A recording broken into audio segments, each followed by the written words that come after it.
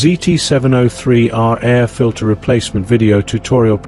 Preparation Tools. Phillips Screwdriver. Use a Phillips screwdriver to remove 10 bolts, securing the air filter upper cover one by one.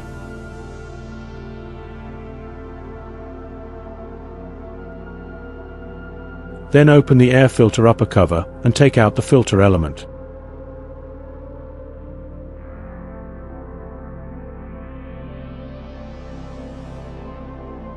Install the new air filter element.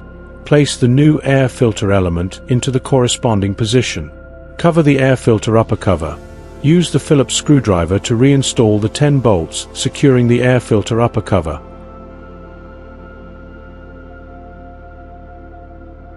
Completing the replacement of the new air filter element. Thank you for watching.